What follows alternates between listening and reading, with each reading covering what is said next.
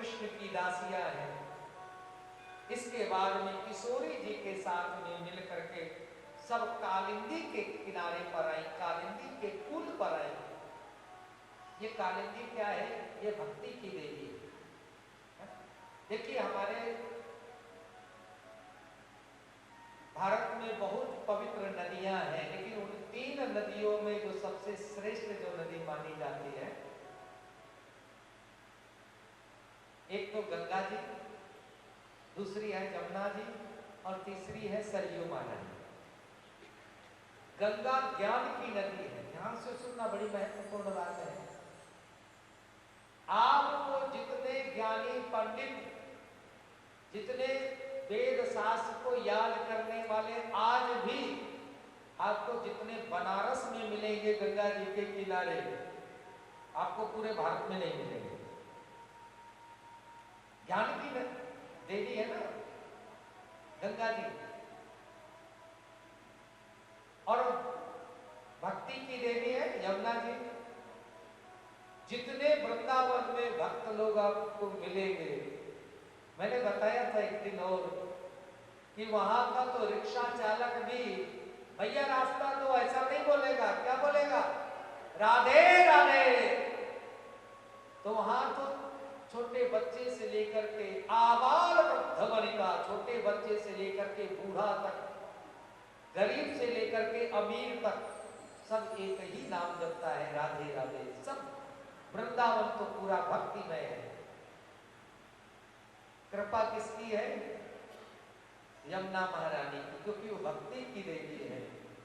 भक्ति का दर्शन होता है, यमुना जी का दर्शन जिनको होता है उनके अंदर में तो भक्ति आ ही जाती है।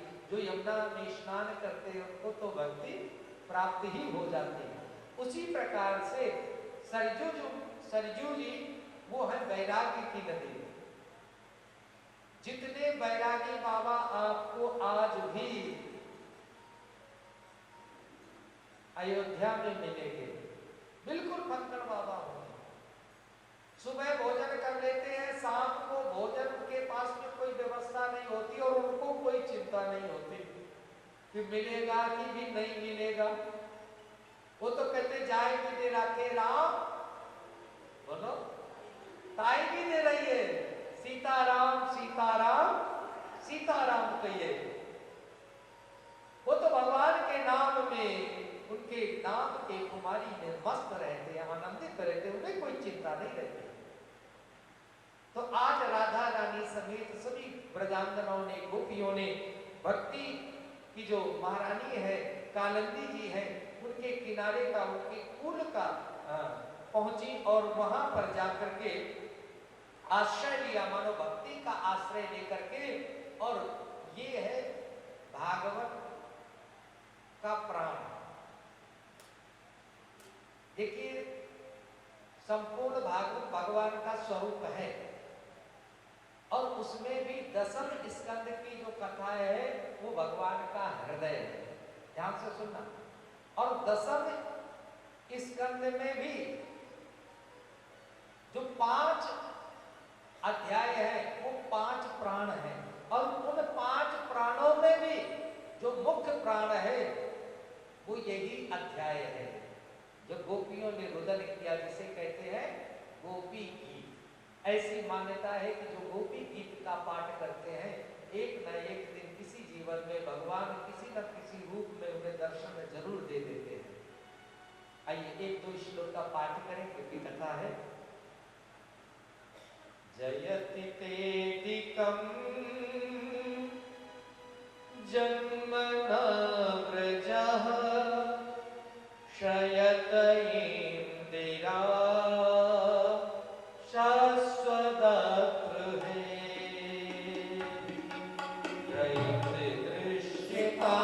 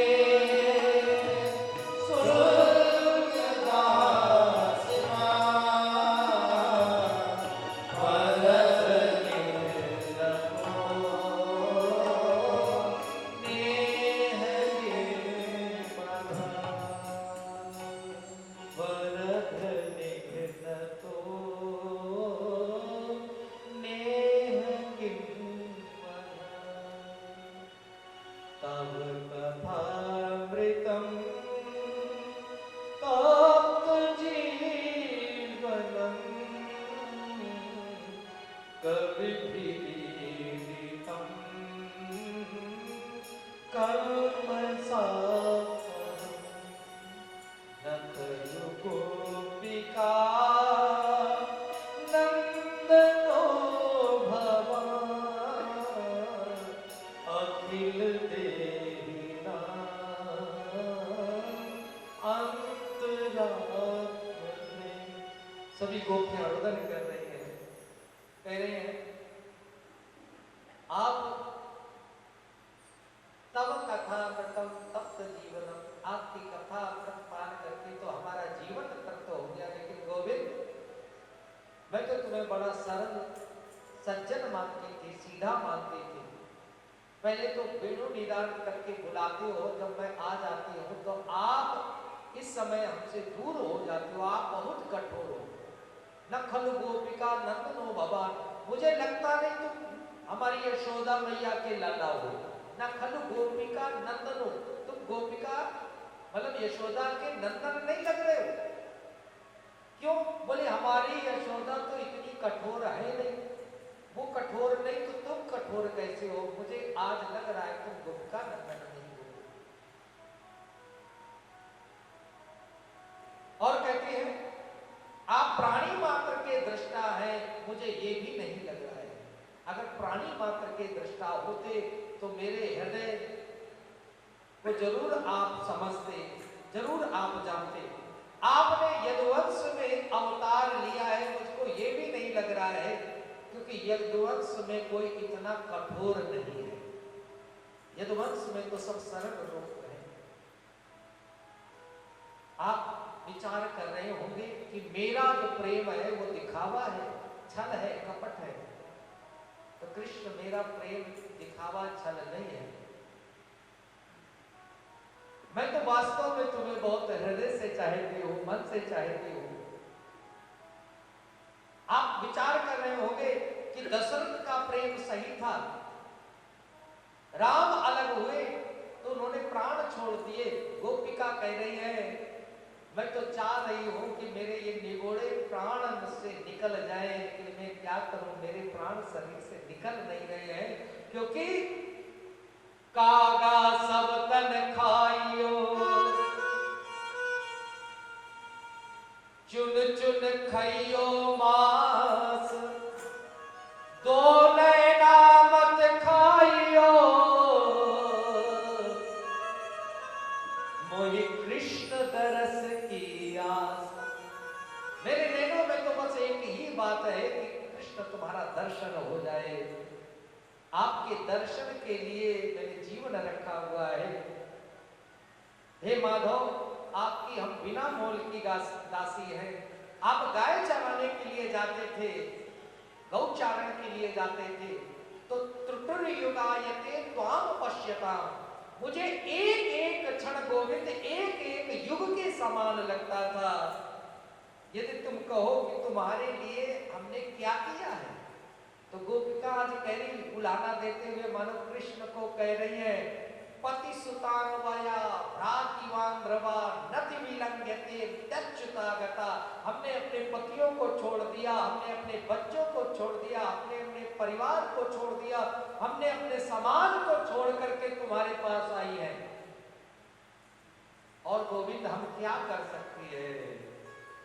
इति गोप्यः प्रगायन्तः प्रलपन्त चित्रधार रुरुदो सस्वरं राजन् कृष्ण दर्शन लालसः।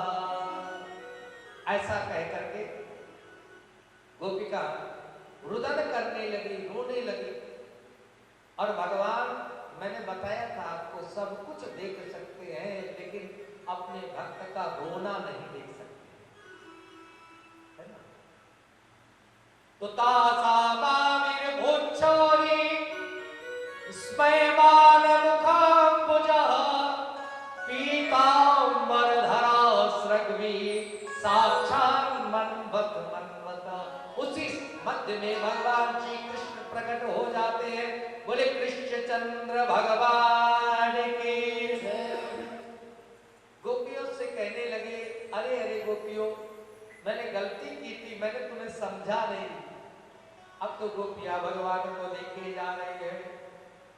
अब गोपियों ने बहुत उलाहना दिया भगवान को। भगवान ने कहा वास्तव में प्रेम क्या होता है, भाव क्या होता है, मैंने आपके जीवन से देख लिया है। हमारी समग्र परीक्षा में गोपियों तुम पास हो गई, चलो अब रास करते हैं।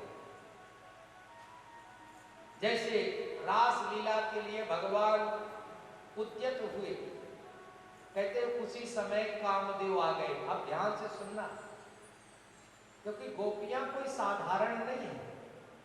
संसार के लोग भले उंगली उठाए कि ये रास लीला जो है ये काम की लीला है, लेकिन नहीं, ना भगवान ने गलत किया और ना गोपियों ने गलत किया।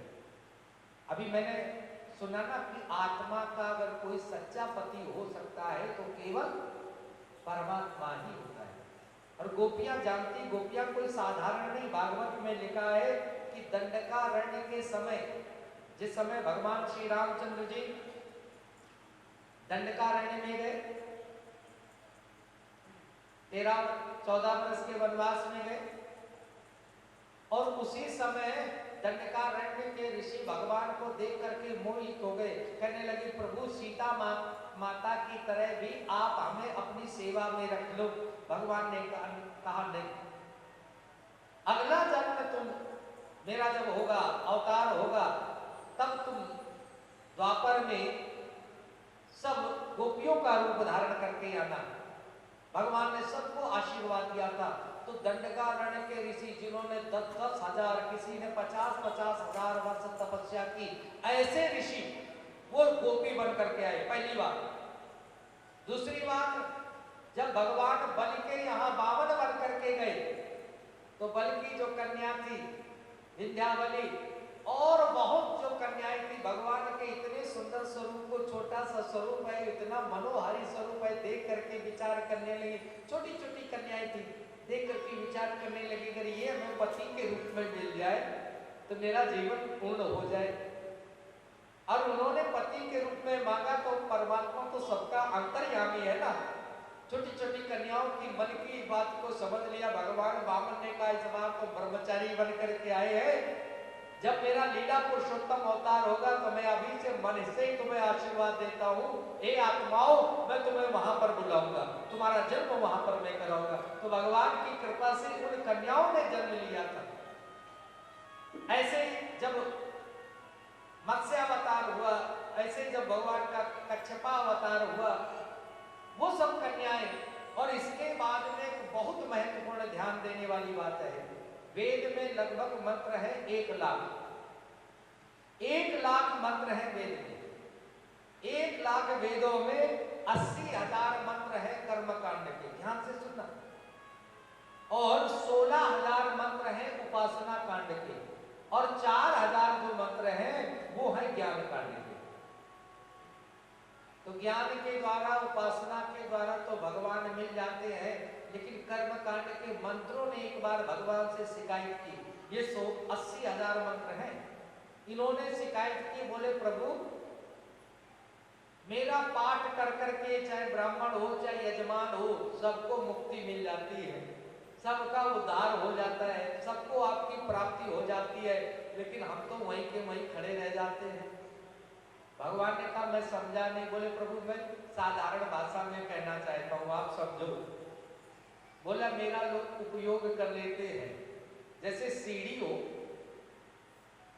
जीना होता ना घर में, सीढ़ी होती, जैसे ऊपर जाते हैं, छत के ऊपर जाते हैं, तो मानो सीढ़ी कह रही हो, ये सीढ़ी मंत्र है, ये मानो कह रहे हैं कि लोग पूरे घर के सदस्य हमारे ऊपर पैर रख रख करके, हमारा उपयोग कर करके तो ऊपर पहुंच जाते छत पे, लेकिन मैं तो कभी छत पे पहुंचा ही नहीं, मैं तो घर में वहीं पर वहीं लगा रहा। हमें भी तो मौका दो, ऊपर जाकर के देखे कि कैसा मकान बना है, क्या है। भगवान ने कहा क्या चाहते हो? बोले प्रभु हमारे ऊपर भी कृपा करो। भगवान ने उन 80,000 वेद मंत्र के, जो कर्म कांड के मंत्र हैं, वेद मंत्र हैं, उनको आशीर्वाद दिया, तुम सब ब्रज में गोपियों का रूप धारण करके आना, उस समय मैं तुम्हें आशीर्वाद प्रदान करूंगा। तो गोपियां कोई साधारण नहीं है। जहां हम ये मान लेते कि गोपियां संसार के स्त्रियों की तरह है, बस गलती वहीं पर हो जाती है। जो गोपी जानती है कि ये परमात्मा है, ईश्वर है, धर्म अर्थ काम मोक्ष छोड़ करके उसके लिए भागती है, फिर वहां कोई गलती नहीं। फिर भी कामदेव, साक्षात कामदेव, भागवत में लिखा है कि साक्षात कामदेव आकर के सामने खड़ा हो गया कृष्ण भगवान के। भगवान ने कहा पुत्र तुम यहाँ पर क्यों आए? कामदेव मुस्कुरा करके कह रहा गोविंद, जहां पर सुंदर पुरुष हो, सुंदर स्त्री हो और एकांत हो, वहां तो हम आ ही जाते हैं। यहाँ पर त्रिभुवन सुंदर आप हो और ये त्रिभुवन सुंदर गोपिकाएं हैं, एकांत है, जंगल है, यहाँ तो मैं आऊंगा और मेरे पांचों बार आज चलेंगे। तो भगवान ने कहा तुम युद्ध करना चाहते हो? कामदेव ने कहा हाँ। भगवान ने कहा तैयार होकर के खड़े हो जाओ। हे कामदेव मैं तुमसे कहता हूं, क्योंकि कामदेव को बहुत अभिमान हो गया था। कामदेव ने मन, उसको इतना अभिमान हुआ, बोले सबसे बड़े जो ऋषि है देवर्षि, देवताओं के जो ऋषि है नारद, मैंने उनको भी गोल गोल नचा दिया, है ना। विश्व मोहिनी के पीछे भागे थे, प्रभु हमें सुंदर रूप दे दो, और भगवान के पास गए, हरि के पास में हमें हरि वाला रूप दे दो, सुंदर बना दो, और भगवान ने तुम्हें मंदिर बना दिया। क्यों बचाया नारद को, कई चक्कर में ना फंस जाए। मानो कामदेव विचार करता कि मैंने शिव को भी एक बार गोल गोल घुमा दिया। भगवान का मोहिनी रूप जब प्रकट हुआ तो भगवान तो लीला बस भगवान के पीछे भागे थे मोहिनी रूप को देख करके, लेकिन काम को अभिमान हो गया कि मैं सबको नचा सकता हूं, तो गोविंद को भी नचा दूंगा। तो आज काम सामने, तो भगवान ने कहा तो धनुष लेकर के खड़ा हो जा सामने, और तुझे पूरी लीला में अगर लगे कि कहीं काम की लीला हो रही तो बाण चला देना। धनुष बाण लेकर तैयार होकर के कामदेव, साक्षात कामदेव इस रास लीला में खड़े हो जाते हैं और कहते हैं जैसे ही रास प्रारंभ हुआ, जय जयकार होने लगी। भोले बाबा के कान में जैसे आवाज पहुंची, भोले बाबा कहां? सबसे ऊंचे स्थान पर कैलाश पर विराजमान है। भोले बाबा ने ध्यान धर करके देखा, बोले अच्छा रास लीला हो रही, हमारे इष्ट की लीला हो रही, और देखा तो पार्वती सुंदर श्रृंगार कर रही हूँ। पार्वती से कहा कहां जा रही देवी जी? बोले रास लीला में जा रही हूँ। भोले बाबा ने कहा कि मैं भी चलूंगी। तो पार्वती ने कहा वहां कोई स्त्री प्रवेश नहीं करती, स्त्रियों का प्रवेश नहीं है, पुरुष का प्रवेश नहीं है, आप नहीं जा सकते हो। आगे बात न करें, सब लोगों का ध्यान रखता है। बोले पुरुषों का प्रवेश नहीं है। भोले बाबा ने कहा अच्छा ठीक है, तो हम स्त्री जनाना वेश धारण कर लेते हैं।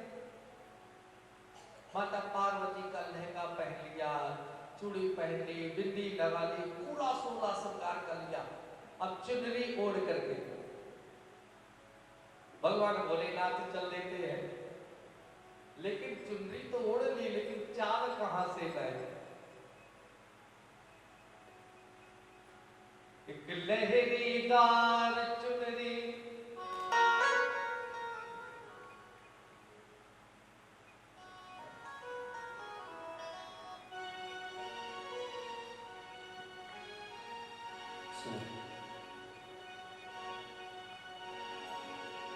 एक दिना भोले भंडारे बनते ब्रज के नारे वृंदावन आ गए हैं, वृंदावन आ गए हैं। एक दिना भोले भंडारे बन के ब्रज के नारे वृंदावन आ गए हैं, वृंदावन आ गए हैं। पार्वती भी बना तिहारी, पार्वती भी बना तिहारी, नामाने त्रिपुरारी, वृंदावन आ गए हैं, वृंदावन आ गए हैं। एक दिना भोले भंडारे बन के ब्रज के नारे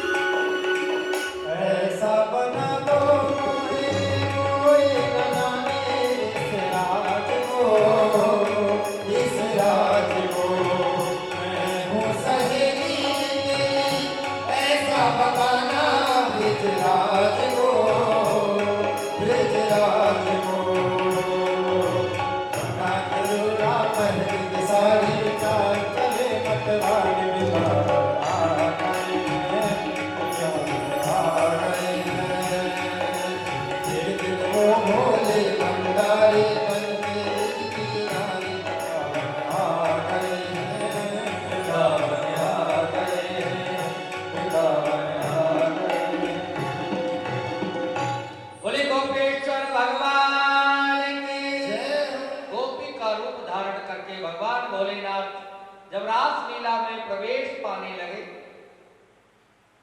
तो पकड़े,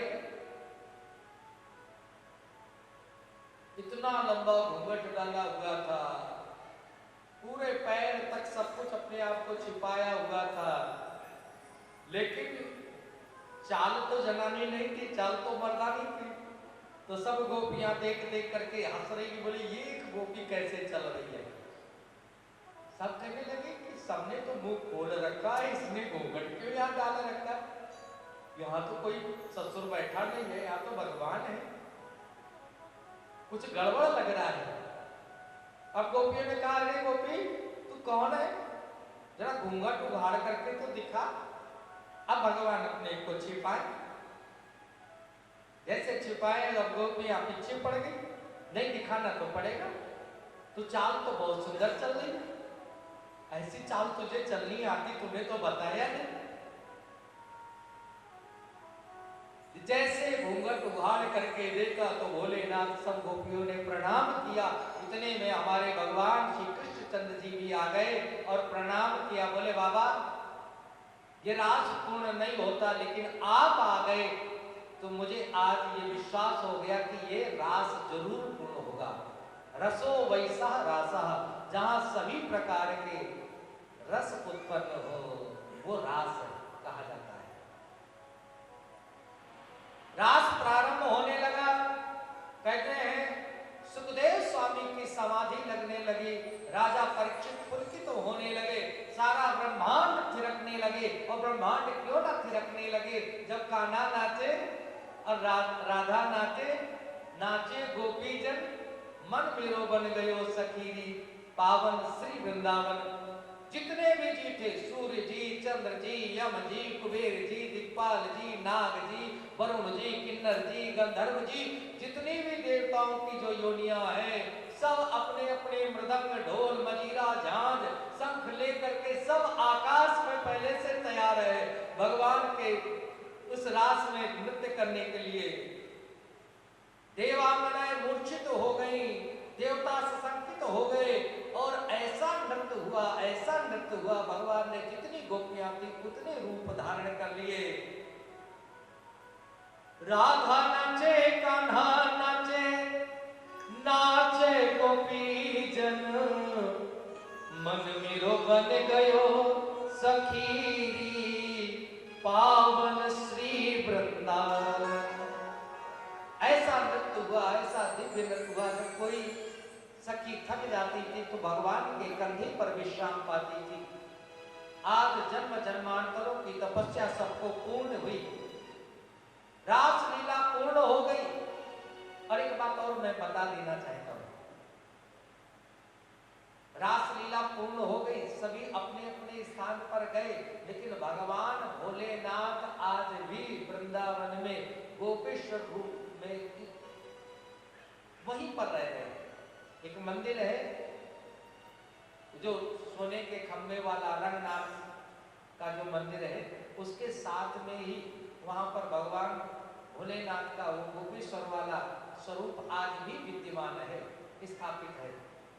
और जबकि संसार में कोई ऐसा भगवान शिव का मंदिर नहीं जहाँ पे चूड़ी चढ़ाई जाती हो, जहाँ पर बिंदी उनको लगाई जाती हो, बिछिया, पायजेब, सब जितना श्रृंगार माताएं करती हैं, 16 श्रृंगार, वो सारा श्रृंगार भगवान भोलेनाथ को पिंडी पर किया जाता है, सारा श्रृंगार किया जाता है।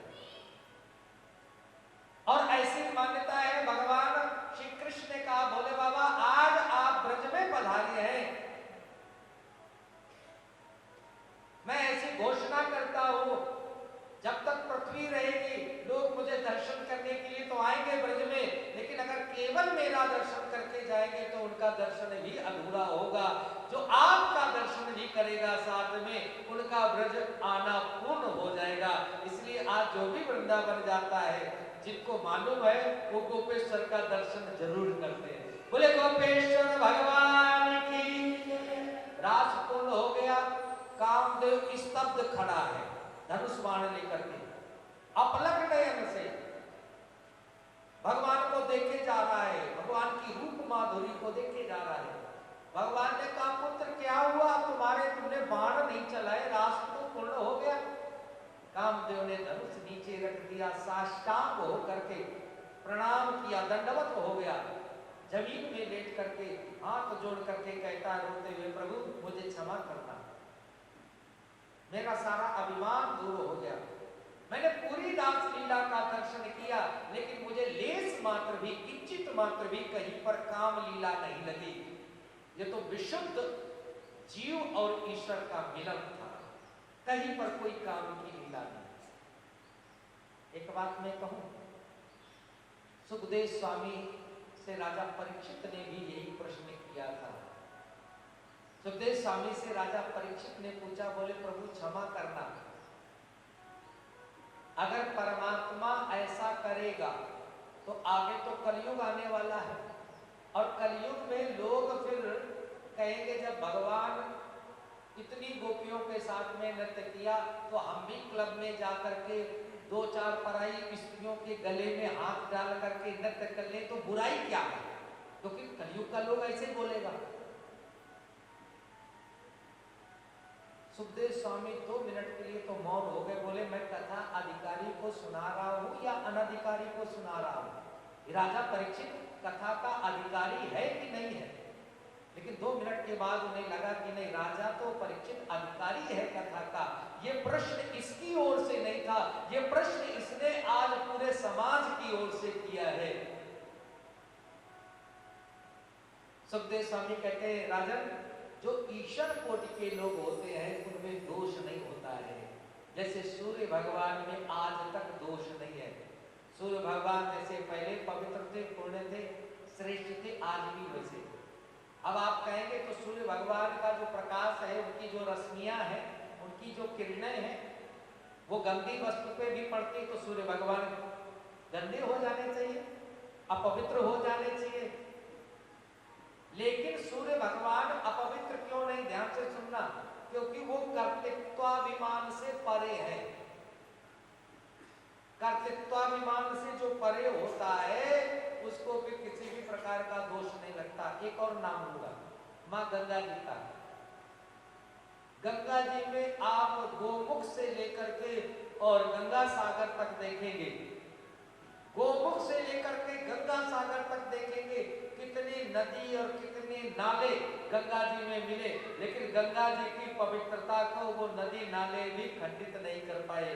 गंगा जैसे पवित्र हिमालय में होती है, वैसे गंगा सागर में, वैसे बनारस में, या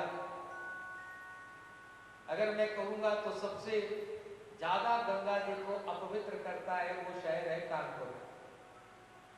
सबसे ज्यादा नाले मिलते हैं गंगा जी में। लेकिन आप वही गंगा जी को कानपुर से लगभग 150-200 किलोमीटर दूर है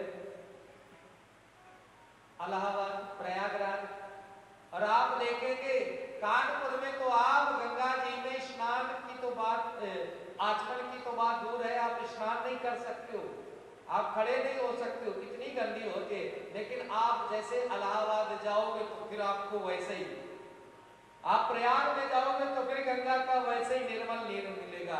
गंगा की पवित्रता को कोई खत्म नहीं कर पाया है। तो जो ईश्वर कोटि के लोग होते हैं, जो कर्तृत्वाभिमान से परे होते हैं, वास्तव में वो तो उनमें किसी भी प्रकार का दोष नहीं रहता। जैसे अग्नि, अग्नि से चाहे आप पवित्र वस्तु जला दें चाहे अपवित्र वस्तु जला दें, लेकिन संसार में अगर सबसे कोई पवित्र मानी जाती है तो अग्नि मानी जाती है। विवाह होता है तो 7 फेरे किसके लिए जाते हैं बताइए? अग्नि के लिए जाते हैं। पूजन होता है तो दीप जलाते ना, वो भी अग्नि देवता है। अग्नि क्यों नहीं पवित्र? वो तो बहुत गंदी गंदी चीजें जलाती तो अग्नि अपवित्र हो जानी चाहिए, लेकिन नहीं, अग्नि अपवित्र नहीं है, क्योंकि वो भी कर्तृत्वाभिमान से परे है। और तुम कह रहे हो कि जो ईश्वर ने किया वो मैं करूंगा, या संसार के लोग क्यों नहीं कर सकते हैं? तो राजन ध्यान से सुनना, इसलिए नहीं कर सकते हैं, भगवान भोलेनाथ ने तो जो जहर हलाहल पिया था, बहुत विष निकला था। 1-2 टन जहर होगा या 10 टन तक जहर होगा। कोई व्यक्ति तोला भर पी के दिखा दे और फिर करे नृत्य जाकर के क्लब में, कोई बात नहीं। 1 तोला जहर पी ले। आप कहते हो कि जो भगवान ने किया वो हम करेंगे। भगवान शिव को तो बुखार भी नहीं गया। ईश्वराणाम वचा सत्या तथैवा चरितम कचित। राजन, हमारे यहाँ मुख्य रूप से जो 24 अवतार हुए हैं उनमें राम और कृष्ण का श्रेष्ठ अवतार माना जाता है। राम ने जो किया है, जो आचरण किया उसको करो, और कृष्ण ने जो कहा है, जो किया है वो न करो, क्योंकि कृष्ण ने जो किया है वो कर भी नहीं सकते हो। अब अभी हमने इतनी जो लीलाएं सुनी है, आगे और भी लीलाएं होंगी। मैं केवल स्मरण दिला देना चाहता हूँ। कृष्ण भगवान 6 दिन के थे, 10,000 हाथियों का बल था, पूतना ऐसी राक्षसी आई, भगवान ने खेल खेल में मार दिया। 6 महीना के थे, सक्तासुर आया, भगवान ने उसका उद्धार कर दिया। 1 वर्ष के भगवान हुए तो तृणावर्त आया, भगवान ने उसका भी उद्धार कर दिया। अगासुर, अगासुर, धेनुकासुर, अरिष्टासुर, प्रलंबासुर, जितने भी असुर आए, और ये कोई साधारण नहीं थे, बहुत बल था, भगवान ने खेल खेल में मार दिए। और इसके बाद में कल की लीला में आप सबने सुना होगा, पहले थी कालिया नाग के फण के ऊपर भगवान नृत्य किया, और इसके बाद में 7 कोस के गिरिराज जी महाराज को 7 दिन तक अपनी छोटी वाली कनिष्ठिका उंगली पर धारण किए रहे। राजा परीक्षित, कोई 700 किलो का पत्थर अपने 7 मिनट तक अगर उंगली पर धारण कर ले तो फिर जाए क्लब में नृत्य कर ले, कोई बात नहीं। पहले परमात्मा जैसे कार्य करो जो परमात्मा ने किए, फिर परमात्मा बनने की सोचो। परमात्मा ईश्वर तो कर्तुम अकर्तुम अन्यथा कर्तुम समर्था, वो कुछ भी कर सकता है, उसमें किसी भी प्रकार का दोष नहीं होता है। और दूसरी बात, एक बात और जरूर मैं कहना चाहता हूं, अगर ये नृत्य भी किया तो ये गलत नहीं किया, क्योंकि यहाँ पर आत्मा और परमात्मा का मिलन था, वो भी विशुद्ध मिलन था। कामदेव ने इस बात को सिद्ध किया है। श्रीधर स्वामी कहते हैं कि ये जो लीला हुई है ये काम विजय प्रख्यापनार्थम स्वयं रास लीला, काम को हराने का भगवान ने ये रास लीला को माध्यम बनाया, इसलिए रास लीला की। एक बात मैं जरूर कहना चाहता हूं, अगर ये रास लीला को हम पढ़ेंगे ना तो 5वें अध्याय के आखिरी, जो रास लीला के 5 अध्याय है, 5 अध्याय है, आखिरी अध्याय के आखिरी श्लोक में लिखा है कि जो ये रास लीला ये पढ़ता है, भगवान की इस लीला का बखान करता है, सुनता है या पढ़ता है, तो भक्ति पराम भगवती प्रतिलभ्य कामाम, उनके जीवन में भक्ति आती है, इसकी फलश्रुति है, और उनके जीवन से काम समाप्त हो जाता है। तो ये काम को बढ़ाने वाली लीला नहीं, यह काम को समाप्त करने वाली लीला है। दूसरी बात, इसी भागवत में उसी अध्याय में उससे पहले वाला जो श्लोक है उसका मैं अर्थ सुना देता हूँ। उसमें लिखा है कि भगवान ने गोपियों के साथ में उस प्रकार से नृत्य किया जैसे कोई परछाई के साथ में नृत्य करता है। अब मैं आपसे प्रश्न करता हूँ, क्या हम अपनी परछाई देख करके उससे मोहित हो जाते, कामनाएं आती शरीर में? आत्मा जो है ये परमात्मा की परछाई ही है। उस करुणा सिंधु की आत्माएं सब बिंदु ही तो है, वो इनको देख करके मोहित होगा। परमात्मा तो दिव्य है। तो ये जो लीला है भगवान की बहुत सुंदर लीला है। इसके बाद में भगवान ने शंखचूर्ण का उद्धार किया, व्योमासुर का उद्धार किया, अरिष्टासुर का उद्धार किया। इधर नारद जी को चिंता हो रही कि एक एक दुष्ट कंस भेजता रहता, भगवान खेल खेल में मारते रहते हैं। बहुत दिन हो गए, 11 वर्ष कुछ महीने के हो गए भगवान, और अभी तक कंस जीवित है। तो आज पहले देवर्षि नारद कंस के पास में गए और जाकर के कहने लगे, तुम ये खेल क्यों कर रहे हो? तुम्हारी शक्ति ऐसे क्षीण हो जाएगी, एक एक भेजते रहोगे, उनके लिए मारना आसान होगा। तो कंस बोला, फिर क्या करूं? बोले, किसी बहाने से बुला लो तो कंस बोला कौन सा बहाना होगा उनको बुलाने का? अरे बोले आप कोई यज्ञ रख लो, कोई उत्सव रख लो और उसी बहाने नंद बाबा को निमंत्रण दो और कहना कि तुम्हारे लाला को जरूर आना है। कंस को लगा और बोले यहाँ आ जाएगा तो हम उत्सव में मारेंगे। अरे बोले तुम्हारे पास इतने सैनिक है, चारों तरफ से घेर करके जितनी सेना है सारी सेना लगा देना और घेर करके भगवान को मार देना। तुम राजा हो, कोई उंगली नहीं उठा सकता तुम्हारे ऊपर।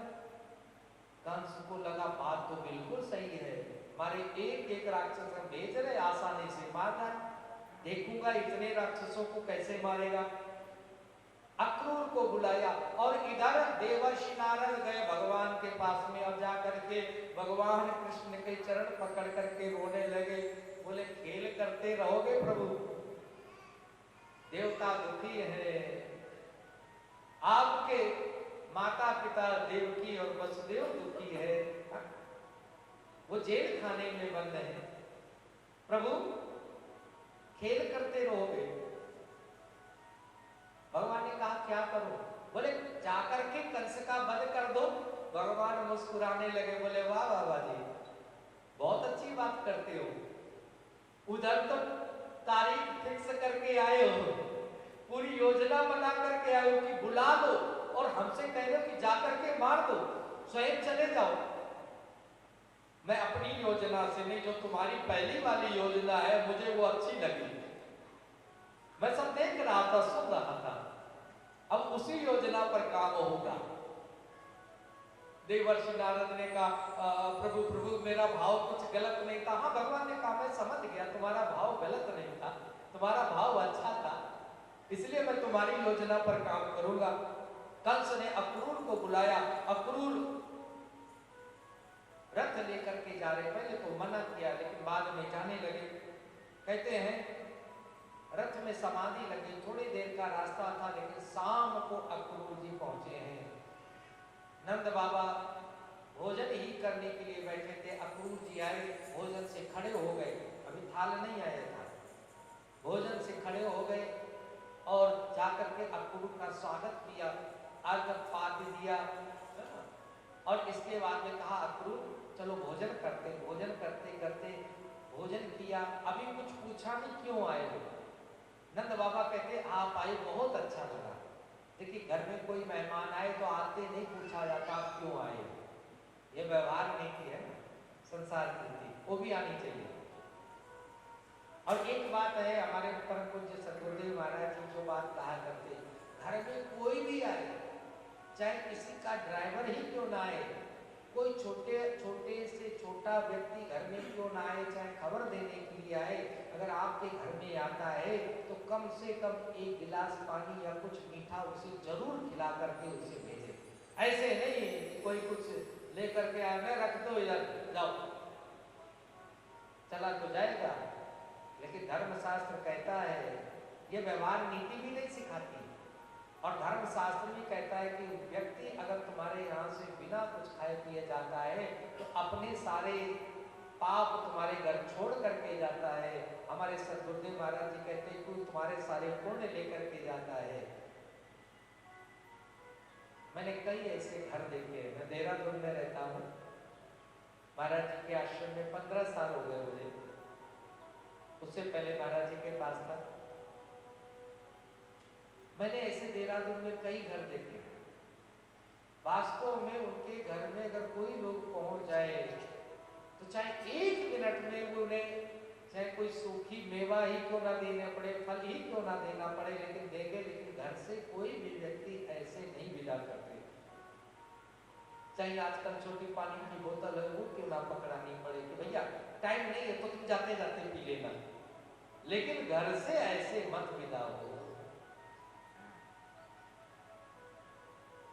अक्रूर जी को पहले भोजन कराया, भोजन के बाद में विश्राम वाली जगह पर लेकर के गए और फिर जाकर के सेवा करते हुए नंद बाबा पंखा झल रहे, राजा लेकिन फिर भी नंद गांव के राजा, लेकिन पंखा झलते हुए पूछ रहे अक्रूर जी आपका आना बहुत अच्छा लगा, क्या आदेश लेकर के आए, कोई कारण है विशेष आने का? अक्रूर जी ने कहा निमंत्रण लेकर के आया हूं। लेकिन अक्रूर जी जानते हैं क्यों बुलाया जा रहा है, इसलिए दुखी मन से अक्रूर जी ने कहा कि निमंत्रण लेकर के आया हूं। मनो हृदय पर पत्थर रख करके बोझिल हृदय से कह रहे हैं कि निमंत्रण तो जरूर मानो, मन ही मन कह रहे लेकर के आया हूं, लेकिन मेरा जैसा कोई दुष्ट प्राणी नहीं होगा। कंस जिस योजना के ऊपर काम कर रहा है, मैं कारण बनूंगा, मैं भगवान को लेकर के जाऊंगा। परम भगवत भक्त है अक्रूर जी महाराज। नंद बाबा को प्रसन्न हो गए, बहुत अच्छी योजना, चलो कंस की भी बुद्धि सुबुद्धि हो गई है ना, वो उसने भी धनुष यज्ञ रखा हुआ है, इतना सुंदर आयोजन कर रहा है, चलो अब अच्छी बात हो गई, कंस की बुद्धि ठीक हो गई, हम जरूर आएंगे। और उसी रात्र में अक्रूर जी मिलते हैं भगवान कृष्ण को। भगवान कृष्ण के कक्ष में जाते हैं और मैया ध्यान रखती बहुत अपने बच्चों को, बच्चे चाहे जितने बड़े हो जाएं, हर माँ बाप अपने बच्चों का ध्यान रखता है। मैया ने देखा रात्रि के समय में कोई छिपते हुए हमारे लाला के कक्ष की ओर कौन जा रहा है। देखा तो अक्रूर जी जा रहे हैं। मैया चुप हो गई कि देखे क्या करेंगे अक्रूर जी जाकर के। कन्हैया तो पहले से जागा हुआ बैठा हुआ था, जैसे अक्रूर जी आए उन्हें चाचा जी आ जाओ। मैया बाहर तुलसी के गमले के पास में खड़ी है, तुलसी का जहाँ पेड़ लगा हुआ वहां पर खड़ी है और ध्यान से सुनती जा रही क्या बातें कर रहे हैं। अक्रूर जी ने भगवान को रोते रोते कहा प्रभु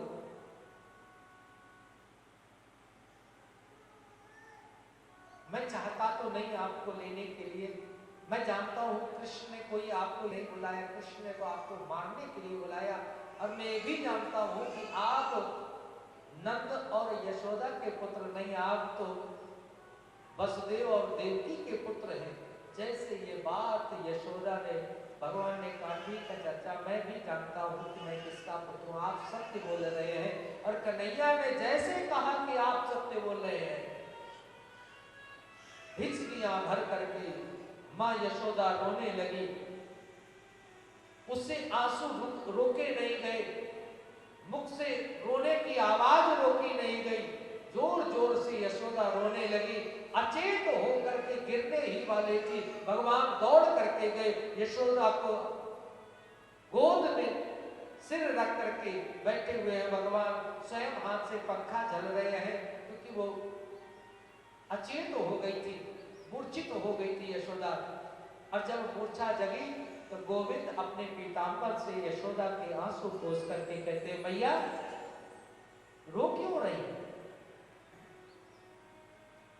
मैया कहती है कन्हैया मैंने सब कुछ सुन लिया है, जो अक्रूर चाचा ने तुम्हारे बताया है, और तू भी जानता था किसका बेटा है, आज तक तूने छिपा करके रखा। कन्हैया मैया का हाथ पकड़ करके कहते हैं कि जब तक ये पृथ्वी रहेगी, अगर मुझसे कोई पूछेगा तो किसका बेटा है, तो मैं नंद और यशोदा का ही कुमार बताऊंगा। मैया तू मेरी मैया है और तू ही मेरी मैया रहेगी। यशोदा कहती है कन्हैया मैं तो जान गई हूं, अब मैं ये भी जानती हूं कि तू मेरे पास नहीं रहेगा, लेकिन कभी भी एक लीला का याद मत करना, वो लीला कि मैंने छोटी सी गलती के कारण से तुझे उखल से बांध दिया था। कन्हैया मैया के मुख पर हाथ रख देता। मैया बहुत लीलाओं का वर्णन करते हैं कि मैंने तुझे छड़ी से पीटा था, मैं तुझे डांटती थी, मुख पर हाथ रख देता। मैया कुछ मत कहो, परश्वा आगमिष्यामि, मैं परसों आ जाऊंगा। मैया कहते लाला अगर तुम नहीं आए तो ये प्राण मेरे नहीं बचेंगे, मेरे तो प्राण तुझ में बसते हैं। भगवान ने झूठा आश्वासन दिया। कहते हैं रात्रि में ही शोर मच गया। अब नंद भवन में जब रुदन होगा, दास दासियों को पता चलेगा, जब दास दासियों को पता चला तो वो भी रोने लगी, और जब वो रोने लगी तो बगल के जो भवन थे, मकान थे, उनके लोगों को पता चला। जब उन्होंने समझा कि कार्य क्या है, धीरे धीरे पूरे ब्रज में आग की तरह खबर फैल गई, पूरा ब्रज रोने लगा। सारी ब्रजांगनाएं, सारी गोपियां रुदन करने लगी और मानो परमात्मा को धिक्कारने लगी। ब्रह्मा जी को कहने लगे, अरे ब्रह्मा तो ठीक नहीं कर रहा है, अभी तो रास लीला हुई थी, अभी तो परमात्मा से मिलन हुआ था और परमात्मा से अभी तू अलग कर रहा है। सजन सकारे जाएंगे, नैन मरेंगे रोए, विधना ऐसी रैन को कबहू भोर नहीं हो। मानो ब्रह्मा जी से कहते हैं, ब्रह्मा जी तू प्रातः काल ही मत कर, दिन ही मत कर, रात ही रहने दे, क्योंकि सुबह जाएंगे ना कन्हैया, तो सुबह ही मत कर, मैं रात में रह लूंगी, तू रात कर दे, आज के बाद तू दिन मत कर, लेकिन कन्हैया को हमसे दूर मत कर। पूरा ब्रज रोने लगा। उस रात कोई सोया नहीं। प्रातः काल हुआ, नंद बाबा कुछ गोप ग्वालों को लेकर के चल देते हैं, क्योंकि उनको भी निमंत्रण आया था। अक्रूर जी ने कहा लाला को लेकर के, बलदाऊ को और लाला को मैं अपने साथ अपने रथ में लेकर के जाऊंगा, यही कंस का आदेश है। नंद बाबा ने कहा तो बहुत अच्छी बात है, हमारे पास इतना सुंदर रथ नहीं है, आप लेकर के जाओगे, आप तो मेरे छोटे भाई हो, कन्हैया तुम्हें चाचा बोलता है, मुझे बड़ी खुशी होगी। लेकिन नंद बाबा को कुछ पता नहीं था। जिस समय अक्रूर का रथ चला, मैया खंबा पकड़ करके खड़ी हो गई। कन्हैया ने मैया को हृदय से लगाया, गले में हाथ डाल करके मैया का माथा चूम करके कहा, मां मैं जरूर आऊंगा, परश्वा आगमिष्यामि। कृष्ण आपसे एक क्षण भी दूर नहीं रह सकता है मैया। कन्हैया सबको झूठा आश्वासन देता हुआ आगे बढ़ा तो देखा गोपियां रास्ते में लेटी हुई है। कन्हैया रथ से नीचे उतरा, हाथ जोड़ करके गोपियों से निवेदन कर रहे हैं, भगवान हे गोपियों, जो तुमने मुझसे प्रेम किया है, तुम्हारे प्रेम का बदला मैं ब्रह्मा जी के हजारों हजारों वर्ष लेकर के, इतनी लंबी आयु लेकर के भी मैं तुम्हारे प्रेम का बदला नहीं चुका सकता हूं, मुझे क्षमा करना। अभी कुछ कार्य शेष है, उन्हें करना है और इसके बाद में मैं जरूर वापस आऊंगा। गोपियां कहती हैं लाला तुम मुझे छोड़ करके नहीं जा सकते, कन्हैया तुम मुझे छोड़ करके नहीं जा सकते हो। गोविंद ने एक बात कही, बोली गोपी मुझे जाना पड़ेगा और मुझे इसी जाने में सुख मिलेगा। गोपियों ने कहा अगर लाला तुम्हें जाने में सुख मिलेगा तो फिर मैं तुम्हें नहीं रोकती। हाथ जोड़ करके कतारबद्ध होकर के दोनों तरफ खड़ी हो गई और प्रेम यही सिखाता है, तब सुखे सुखित्वा, जिसमें प्रेमी को सुख मिले। अपने सुख के लिए अगर हम प्रेम करें कि हमें धन मिल जाए, हमें ये मिल जाए, हम इसलिए किसी से प्रेम करें तो वो प्रेम नहीं होता। प्रेम की सही परिभाषा ये है कि हम जिसे प्रेम करें उसे हमसे सुख मिलना चाहिए, हमें दुख मिले कोई बात नहीं। और गोपियां बस यही उनके जीवन में था, हमारे कन्हैया को दुख नहीं मिलना चाहिए। कन्हैया ने कहा हमें सुख मिलेगा, बोले ठीक आप जाओ। सबने रास्ता दे दिया। थोड़ा और आगे जब कन्हैया बढ़ा तो देखा सारी गौएं रो रही है, बछड़े रो रहे हैं, पूरा ब्रज रो रहा है। हृदय में पत्थर रख करके गोविंद वहां से चले। और एक बात याद रखना, गोविंद वहां से चले तो एक बार मुड़ करके गोविंद ने देखा नहीं। यह है योगेश्वर का चरित्र। हम संसारियों का हिसाब क्या है, क्या होता है हिसाब? 2-4 दिन के लिए कहीं पड़ जाए तो ऐसा स्नेह हो जाता है?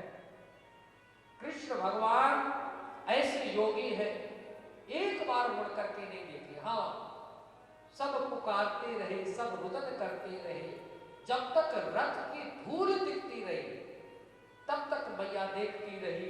और जैसे रथ की धूल दिखना बंद हो गई, रथ अदृश्य हुआ, दिखना बंद हो गया, मूर्छित होकर के गिर गई। हा कन्हैया, हा कन्हैया, हा कन्हैया, कब आओगे, कब आओगे? क्योंकि आज तक कन्हैया मैया से एक भी दिन दूर नहीं हुआ। भगवान आगे बढ़ते हैं। जमुना जी में स्नान किया। अक्रूर के मन में बहुत जो संशय थे, जैसे अक्रूर से कहा, चाचा आप भी स्नान करो। अक्रूर ने स्नान किया तो भगवान ने अक्रूर को जल में ही अपना वो विराट स्वरूप का दर्शन करा दिया। और अक्रूर बाहर देखते हैं तो भी भगवान वही कृष्ण विराट रूप में दिखते हैं, अंदर देखते हैं तो वही लाला के रूप में, विराट रूप में दिखाई देते हैं। अक्रूर के मन के अंदर सारा जो संशय था वो समाप्त हो गया। अक्रूर ने जान लिया ये तो साक्षात ब्रह्म है, इनका कंस कुछ नहीं बिगाड़ सकता है। रथ में बिठाया, लेकर के जैसे मथुरा में पहुंचते हैं, स्वागत हुआ। एक बात मैं जरूर 2 शब्द मां के ऊपर जरूर कहना चाहता हूं। मां कितनी कोमल होती है और मां का दर्जा कितना बड़ा होता है।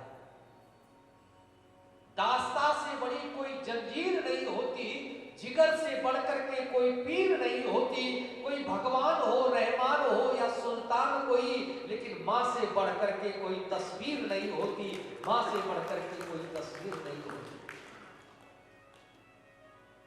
अगर परमात्मा के रूप को देखना है तो हमारे सद्गुरुदेव महाराज जी एक ही बात कहा करते हैं, अपनी माता पिता की सेवा करो, वो परमात्मा का रूप होते हैं। और जो लोग अपनी माता पिता की सेवा करते हैं, परमात्मा उनसे प्रसन्न रहता है। भक्त पुंडरीक का उदाहरण सब जानते होंगे। भक्त पुंडरीक इतने पितृ भक्त थे, माता पिता के भक्त थे। पिता का सिर गोद में रख करके, और पंखा झल रहे थे, पिता सो गए, और उसी समय विठ्ठल भगवान उपस्थित हुए। दक्षिण भारत में ये कि मैं चर्चा कर रहा हूं, आज भी देखेंगे तो वहां मंदिर है। उपस्थित हुए भगवान और कहने लगे, पुत्र मैं आ गया हूं, आशीर्वाद लो आकर के। भक्त पुंडरीक ने कहा कि प्रभु अभी बोलो नहीं, मेरे पिताजी सो रहे हैं। भगवान ने कहा मैं आया हूं, आशीर्वाद लो, दर्शन करो मेरे। बोले मैं आशीर्वाद आपका लूंगा, चरण स्पर्श करूंगा, लेकिन जब तक मेरे पिता की नींद पूरी नहीं हो जाएगी या अपने आप नहीं उठेंगे तब तक मैं इनको जगाने वाला नहीं। क्योंकि निद्रा भंगो कथा खेदो दंपत्यो प्रीत भेदनम शिशु मात्र विभेदश्चा ब्रह्म हत्या समम मृतम। किसी को नींद से जगा देना और किसी के माँ की गोद में बालक अगर दुग्ध पान स्तन पान कर रहा है, आप उसको खींच लेते हैं तो वहां, और कथा में जाकर के विघ्न बाधा उपस्थित कर देते। वहां अगर पति पत्नी दोनों एकांतवास में है, वहां अगर कोई विघ्न बाधा उपस्थित कर देता है तो उन्हें उसको पाप लगता है। तो मानो भक्त पुंडरीक कहते प्रभु अभी ये पाप हम नहीं लेना चाहते हैं, और जब तक मेरे पिता नहीं जगेंगे आप खड़े रहो। भगवान ने कहा मैं कहाँ खड़ा रहूं? तो एक ईंट पड़ी हुई थी, उन्होंने इशारा किया कि इस ईंट पर आप आसन ग्रहण करो, और विठ्ठल भगवान वहीं खड़े। जब नींद पूरी हुई और पिता उठ करके देखता, रे भगवान खड़े, अरे मूर्ख प्राणी, तूने बताया नहीं, तूने मुझे जगाया नहीं। बोले आपकी नींद खुल जाती। भगवान मुस्कुराते हुए कहते हैं ये इसकी अंतिम परीक्षा थी, अगर ये तुम्हें जगा करके मुझे प्राप्त करने के लिए आता तो मैं अदृश्य हो जाता। लेकिन तुम्हें जगाया नहीं, उठाया नहीं। ये अपनी पितृ भक्ति में आज पास हो गया है। इसलिए मैं एक बात जरूर कहना चाहता हूँ, जो माता पिता की सेवा करते हैं, हमारे गुरुदेव महाराज यही सिखाते हैं। और ये हमारे भारत के ऊपर बड़ी कलंक की बात है कि आज हमारे भारत में वृद्धाश्रम खुल रहे हैं या वृद्धाश्रम है, हमारी संस्कृति को कलंकित करते हैं। इससे वास्तव में हम सबका सिर शर्म से झुकना चाहिए। भारत जैसी भूमि पर वृद्धाश्रम क्यों? ऐसी नौबत ही क्यों आई कि वृद्धों को वृद्धाश्रम में जाना पड़े? हर माँ बाप की घर घर में सेवा होनी चाहिए। और इसीलिए परम पूज्य, मैं बीच में बात को रोक करके यहाँ पर हमारे विश्व जागृति मिशन के पदाधिकारी आदरणीय श्री राजकुमार जी अरोड़ा जी यहाँ पर जो ट्रेजरर हैं पूरे विश्व जागृति मिशन हेड ऑफिस के, और परम पूज्य महाराज जी के आदेशानुसार जितना समय था उतने समय के लिए आए। व्यासपीठ से बहुत बहुत शुभकामनाएं इनके लिए, मंगल कामनाएं।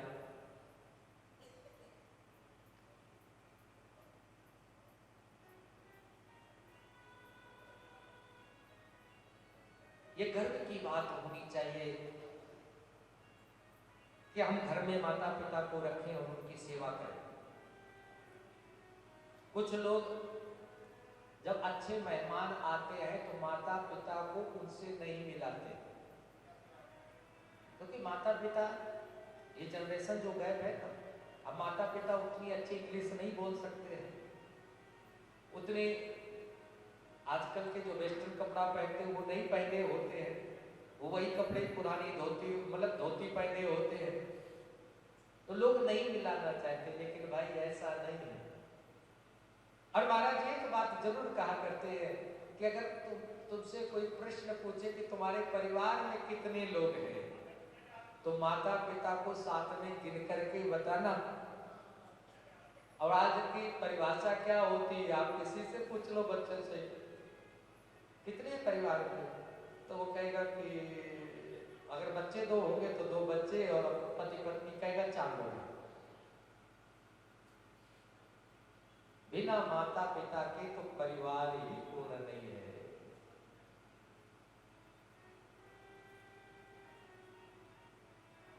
तो मैं कह रहा था, भगवान जैसे मथुरा में प्रवेश किया, सुंदर उनका सत्कार हुआ, और इसके बाद में अट्टालिका से पुष्प वर्षा कर रही हैं मथुरा की स्त्रियां, और मन में विचार करती जा रही है, अरे ये वही कन्हैया है जिसको सब गोपियां याद करती हैं, सब चाहती हैं। मानो होड़ लग गई आज मथुरा में भी कि वो कन्हैया कैसा है, मैं देखूंगी तो सही, जिसके पीछे पूरी ब्रज की स्त्रियां उसको प्राप्त करने के लिए लालायित रहती हैं। कितना सुंदर है। आज जितनी ब्रज की मथुरा की जो स्त्रियां थी, जब भगवान के स्वरूप को देखा उन्हें, त्रिभुवन कमलम तमाल वर्णम, भगवान तो त्रिभुवन की सुंदरता अगर एक जगह इकट्ठा कर दो तो वो भगवान के चरण के नाखून के भी बराबर नहीं। पूरी संसार की सुंदरता, पुष्पों की सुंदरता, फलों की सुंदरता, वृक्षों की सुंदरता, नदियों की सुंदरता, झरनों की सुंदरता, स्त्रियों की सुंदरता, पुरुषों की सुंदरता, पशुओं की सुंदरता, पक्षियों की सुंदरता, वनस्पतियों की सुंदरता, सारी सुंदरता को आप एकत्र कर लो और पूरे ब्रह्मांड की सुंदरता को एकत्र कर लो, और वो हमारे गोविंद के चरणों के नाखून के बराबर नहीं होती। त्रिभुवन सुंदर तमाल वर्ण, इतने सुंदर है गोविंद हमारे। इसलिए ब्रज के लोग कहा करते, मैंने कहा भी था, दोबारा फिर कह देता हूं, ये नंद लाला तुम होते नदी तो गले कट जाते करोड़न के।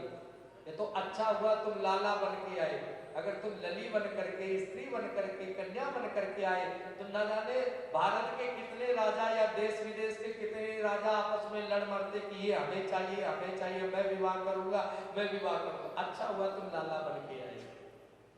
इतने सुंदर है हमारे गोविंद। जो देखती है वो भगवान के रूप को देख करके ही रह जाती है। एक मथुरा की एक स्त्री ने रोते रोते कहा, अरे तुम सब क्यों प्रसन्न हो रही हो? मैं जानती हूँ किस लिए कंस ने बुलाया। हलवा पूरी खाने के लिए थोड़ा ना बुलाया, मालपुआ खिलाने के लिए थोड़ा इन्हें बुलाया। बोले किस लिए बुलाया है? बोले इनको तो मारने के लिए बुलाया है। जैसे ये सुना माताओं ने, अरे मारने के लिए बुलाया है। कंस की बुद्धि खराब हो गई। हे मेरे भगवान, सब अपनी अपनी देवी देवताओं को याद करने लगे। हे मनसा देवी, हे चंडी देवी, हे नैना देवी, हे वैष्णो देवी, है ना, सब अपनी अपनी माताओं को याद कर रही है। अगर हमने कोई पूजा की है, पाठ की है, आरती की है, जप किया है, ध्यान किया है, तो हमें आशीर्वाद देना कि दुष्ट कंस मारा जाए और ये लाला जीवित रहे, इसके ही हाथों उसका वध हो। और एक बात जरूर याद रखना, जो बात दवा से बनती नहीं वो बात दुआ से बनती है। और जब सच्चा आशीर्वाद मिले तो सारी विपदा टलती है। आज सबने आशीर्वाद दिया, मतलब सबने शुभकामनाएं की भगवान के लिए। भगवान आगे बढ़ते हैं शीघ्रता से कथा। भगवान आगे बढ़े, जैसे भगवान आगे बढ़े तो अब उनको ब्रज के जो गोप ग्वाल वाल थे वो भी सब मिल गए। कहने के कन्हैया आने में बहुत देर कर दी तुमने, देखो मैं तो पहले से आ गया, लेकिन लाला आ तो गया हूँ। भगवान ने कहा क्या?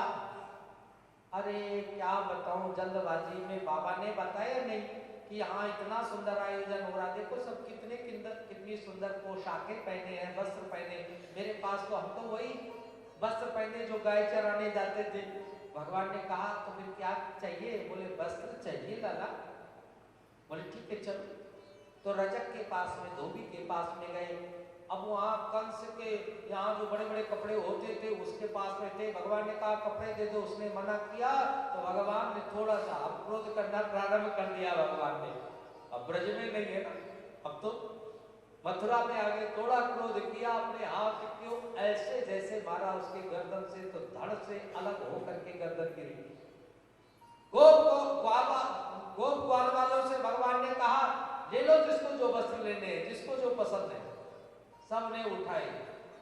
अब वो वस्त्र उठा करके भगवान ने कहा लेकर के चलने की जरूरत नहीं, पहन लो। अब पहने।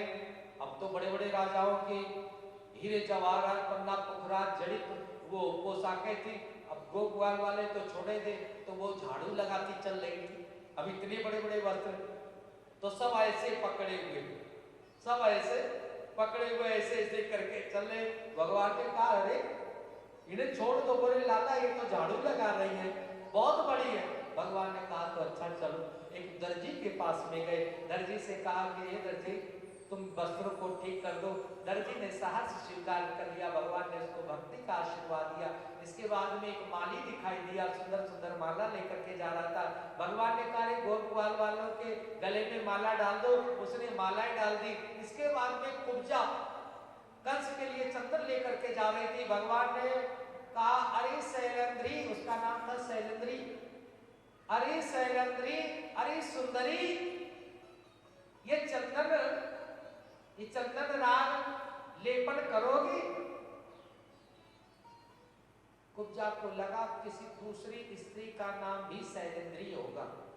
7 जगह से टेढ़ी मेढ़ी कुरूप थी कुब्जा, सुंदर नहीं थी, 7 जगह से टेढ़े मेढ़े होकर के चलती थी। कुब्जा को कभी भी, इतनी बड़ी कुब्जा की आयु हो गई थी, कभी किसी ने सुंदर तो बोला ही नहीं था। सुंदरी तो बहुत बड़ी की बात है, किसी ने भी नहीं कहा था तू अच्छी लगती है, सुंदर की तो बातें छोड़ दो। तो कुब्जा सीधे जा रही थी, सिर नीचे किए हुए। बोले कोई किसी सुंदरी को बुलाया जा रहा है। कृष्ण कृष्ण फिर आवाज लगाई, अरे शैलेंद्री, अरे सुंदरी, मैं तुझसे ही बोल रहा हूं, क्या ये चंदन का लेप मेरे मस्तक पर करोगी? कुब्जा को विश्वास नहीं हुआ कि पीछे मुड़ करके देख लूं, साहस नहीं हुआ, बोले कोई दूसरी सैलंद्री होगी। कृष्ण भगवान ने फिर कहा, अरे तुझसे ही बोल रहा हूं सैलंद्री सुंदरी। कुब्जा को लग रहा है कि मुझसे ही बोला जा रहा है। बड़ा साहस करके जैसे पीछे मुड़ करके देखा तो कृष्ण भगवान मुस्कुराते कहते हैं, ये चंदन लगाओगे? अरे सुंदरी। कुब्जा ने कहा, चाहे, क्योंकि कंस के लिए लेकर के जा रही थी, दरबार में लेकर के जा रही थी, बोले चाहे अब कंस हमारा कत्ल ही क्यों ना कर दे, मुझे मृत्यु दंड ही क्यों ना दे दे, लेकिन ये चंदन तो मैं इनको जरूर लगाऊंगी। ये सुंदरी तो किसी जीवन में बोला ही नहीं। गई, कृष्ण को चंदन लगाया, सभी गोप ग्वाल वालों को चंदन लगाया। भगवान ने बुलाया, इधर आओ।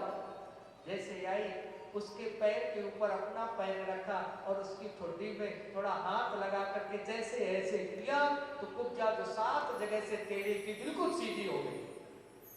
और इसके बाद में परम सुंदरी हो गई। अरे जिस स्वरूप को परमात्मा हाथ लगा दे वो कुरूप कैसे रह सकता है? परम सुंदरी हो गई कुब्जा। कुब्जा ने कहा, प्रभु कभी मेरे घर आकर के दर्शन देना। भगवान ने कहा, जरूर आऊंगा। आगे बढ़ते हैं भगवान, तो देखा कि जहां धनुष रखा हुआ था उस जगह पर गए। भगवान ने खेल खेल में वो भगवान शिव के द्वारा जो धनुष प्राप्त था कंस को, उस धनुष को, क्योंकि भगवान ने कहा जब तक ये शिव धनुष सुरक्षित है कंस तब तक तुझे कोई नहीं मार पाएगा, और लेकिन जिस दिन इस धनुष को कोई तोड़ देगा फिर तुझे कोई छोड़ेगा नहीं। जो धनुष को तोड़ेगा वो तुझे भी मारेगा। तो बड़ा सुरक्षित रखा हुआ था, हजारों वहां सैनिक लगे हुए थे। भगवान ने मुस्कुराते हुए सैनिकों से कहा कि हम ये धनुष देखना चाहते हैं, आप मुझे देखने दोगे? अब छोटे से 11 वर्ष कुछ महीने के हैं और सैनिक तो विशाल काय सैनिक है, बड़े बड़े मोटे तगड़े। अच्छा बालक तुम देखना चाहते हो, चलो, वैसे तो यहाँ मना है किसी को आने के लिए, हाँ तुम देखना चाहते हो तो दूर से देख लो, वो रखा है। भगवान कहते हैं मुझे दिखाई नहीं दे रहा, इतनी दूर तो है। अच्छा तो थोड़ा आगे चले जाओ। अब आगे जाकर के कहते हैं अभी तो मुझे सही से नहीं दिख रहा है, थोड़ा और आगे चले जाओ। भगवान ऐसे करते करते आगे तक गए। एक सैनिक लगा, बस अब ज्यादा आगे नहीं जाना, कोई धनुष के पास में नहीं जाता है। भगवान ने कहा हम तो छोटे छोटे हैं, हम तो इसको पकड़ करके देखना चाहते, बहुत सुंदर धनुष है। कुछ सैनिकों ने कहा जाने दो, बालक तो है, ये क्या करेगा? जैसे भगवान उसके, भगवान को नहीं जानते थे, देखा नहीं था। जैसे भगवान गए धनुष के पास में, जैसे कोई बाज पक्षी छोटे पक्षी को पकड़ता है, ऐसे झपट करके भगवान ने धनुष को उठाया और प्रतिज्ञा खींच करके जैसे धनुष को खींचा वैसे ही धनुष टूट गया।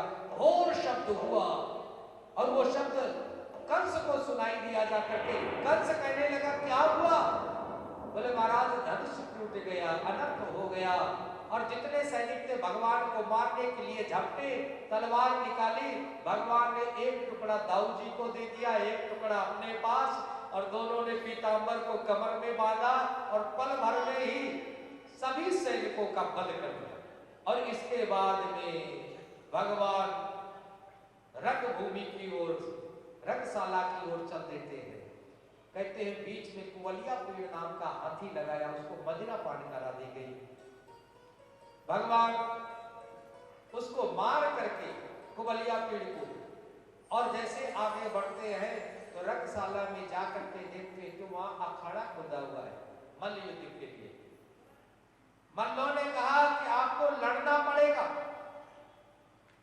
और रणभूमि में जिस समय परमात्मा पधारे तो सबने अपनी अपनी दृष्टि के अनुसार भगवान का दर्शन किया। सुखदेव स्वामी कहते हैं राजन परीक्षित ध्यान से सुनना, मल्लों को परम वीर दिखाई दे रहे भगवान, स्त्रियों को साक्षात कामदेव दिखाई दे रहे हैं, गोपों को अपने स्वजन, अपना वही सखा दिखाई दे रहा है, नंदलाल बाबा को अपना पुत्र दिखाई दे रहा है, और कंस को साक्षात भगवान मृत्यु दिखाई दे रहे हैं, विद्वानों को परम विद्वान दिखाई दे रहे हैं भगवान, और योगियों को परम योगी राज भगवान दिखाई दे रहे हैं। मल्लों ने कहा कि राजा का आदेश, आप युद्ध करें। भगवान ने कहा हम तो युद्ध करना जानते नहीं, हमें तो मल्ल युद्ध आता नहीं। तो मल्लों ने कहा अरे तुम परम बलवान हो, न बालो न किशोरस्तो परस्य बलराम बलह बलस्य बलराम बलह। अरे तुम बलवानों के बलवान हो, खेल खेल में कुबड़िया पीर को मार दिया, 10,000 हाथियों का बल था कुबड़िया पीर में, तुमने इतने असुरों को मार दिया है। मैं जानता हूं तुम बालक नहीं हो, तुम परम योद्धा हो, तुम्हें युद्ध करना पड़ेगा। इसके बाद में तो चारूण जैसे भगवान कृष्ण की ओर बढ़ा, भगवान ने उसे उठाया, घुमाया और पटक दिया, उसका प्राणांत हो जाता है। मुष्टिक बलराम की ओर बढ़ा और बलराम जी ने मुष्टिका का प्रहार जैसे मुष्टिक के ऊपर किया तो मुष्टिक का भी प्राणांत हो जाता। जितने भी असुर आए सबका प्राणांत कर देते हैं। और इसके बाद में भगवान श्री कृष्ण छलांग लगा करके सीधे जहां पर कंस बैठा हुआ सिंहासन पर भगवान पहुंचते हैं। कंस दोनों हाथों में तलवार निकाल करके चारों तरफ घुमा रहा होता है। भगवान ने ऐसे जाकर के उसे पकड़ लिया जैसे कोई बड़ा पक्षी छोटे पक्षी को, या बड़ा जानवर छोटे जानवर को पकड़ता है, ऐसे जाकर के पकड़ लिया जाकर के, और जाकर सारे उसकी तलवार हाथ से ऐसे छीन करके फेंक दी। और कंस को उठाया, भगवान ने चारों तरफ इतने बार घुमाया कि उसको सब कुछ पूरा ब्रह्मांड गोल गोल नजर आने लगा, और भगवान ने उसको पटक करके और उसके वक्षस्थल पर बैठ गए, और कंस मामा के केशों को अपने हाथों से, बालों को, केश अपने हाथ से पकड़ करके जोर जोर से क्रोध में हिलाने लगे। आज कंस क्षमा याचना कर रहा है। बोले अरे भांजे छोड़ दो, हम तुमसे क्षमा मांग रहे हैं। कन्हैया कहता है मामा तुम्हें याद है तुमने कितने अत्याचार किए हमारे माता पिता के ऊपर? बोले हमें क्षमा कर दो, हमारे बालों में देखो ना, तुम इतनी जोर से पकड़े हुए हो, हमारे बालों में पीड़ा हो रही है। बोले वो दिन तुम भूल गए जब तुमने हमारी मां देवकी को केश पकड़ करके रथ से उतारा था, वो दिन तुझे याद नहीं है? भगवान ने ऐसा क्रोध करते हुए, देवता कहते प्रभु अब इसे खिलाओ नहीं, अब इसे मार दो। भगवान ने एक बार देवताओं की ओर देखा, देवता अभी भी दुखी है। बोले अगर ये छूट गया, मायावी है, पता नहीं क्या करेगा। भगवान ने कहा ऐसे दुष्ट को अब और जीवित नहीं रहना चाहते। भगवान ने अपनी मुष्टिका का प्रहार कंस के जैसे वक्षस्थल पर किया